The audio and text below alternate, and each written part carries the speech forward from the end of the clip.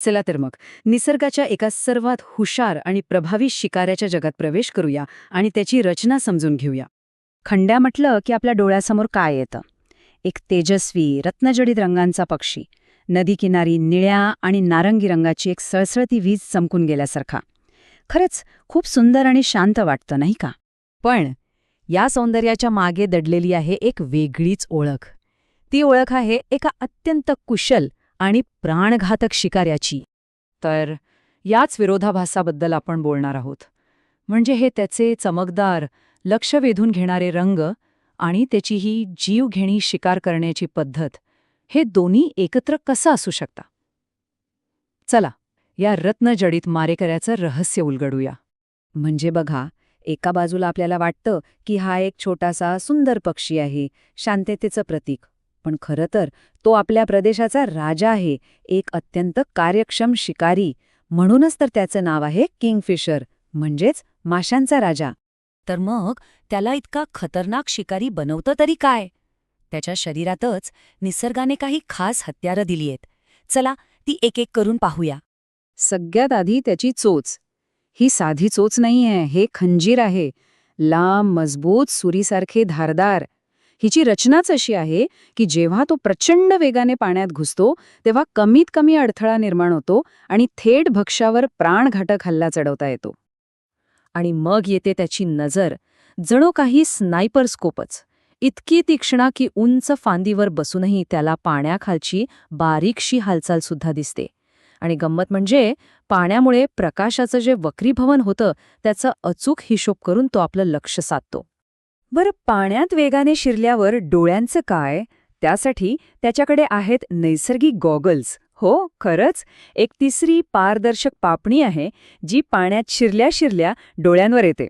यामुळे डोळ्यांचं संरक्षण तर होतंच, पण पाण्याखाली एकदम स्पष्ट दिसतं. जणू काही शिकारीसाठींचे अंगभूत गॉगल्सच. तर ही सगळी हत्यारं तो वापरतो कशी? आता आपण त्याच्या शिकारीच्या खास पद्धतीचे, म्हणजे त्याच्या परफेक्ट डाईव्हचे टप्पे पाहूया. हे सगळं काही ठरलेलं असतं. पहिला टप्पा, टेहळणी. तो तासांतास एका जागी स्तब्ध बसून राहतो. त्याचं पूर्ण लक्ष पाण्यावर असतं. मग दुसरा टप्पा, झेप. एकदा का भक्ष्य नजरेत आलं की तो बाणासारखा सरळ झेपावतो, पंख मागे दुमडून, जास्तीत जास्त वेग मिळवण्यासाठी. तिसरा टप्पा, प्रहार.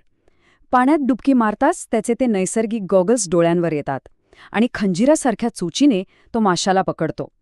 आणि शेवटचा, चौथा टप्पा, द फिनिश. तो परत फांदीवर येतो आणि माशाला फांदीवर आपटून बेशुद्ध करतो आणि मगच खातो. पण सगळेच खंड्या असेच शिकार करतात असं नाहीये.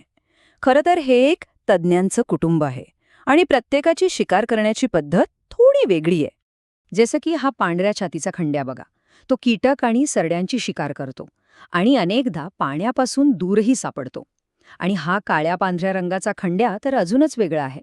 तो थेट दुबकी मारण्याऐवजी आधी हवेत एकाच जागी तरंगतो, हेलिकॉप्टरसारखा, आणि मग खाली झेप घेतो.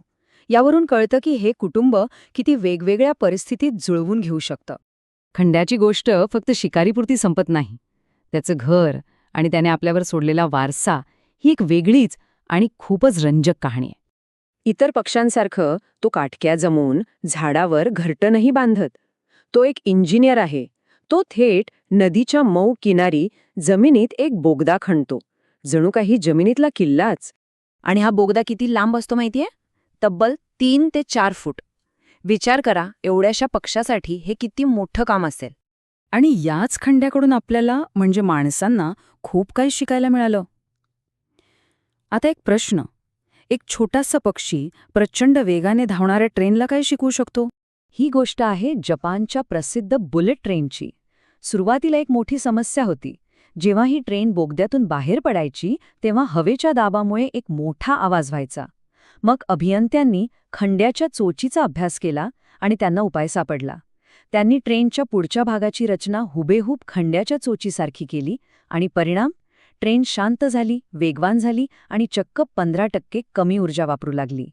JR वेस्टचे अभियंता इझी नाकात्सू यांचं हे वाक्य किती खरं आहे, नाही का? निसर्गाने लाखो वर्षांच्या उत्क्रांतीतून तयार केलेला आकार अनेकदा सर्वात कार्यक्षम असतो, निसर्गाकडून प्रेरणा घेण्याचा हा एक उत्तम नमुना आहे. जर खंड्याच्या चोचीने वेग आणि आवाजाची इतकी मोठी समस्या सोडवली असेल तर विचार करा, निसर्गामध्ये आपल्या भविष्यातील आव्हानांवर अजून कितीतरी उत्तरं दडलेली असतील नाही का? आपल्याला फक्त ती शोधायची आहेत.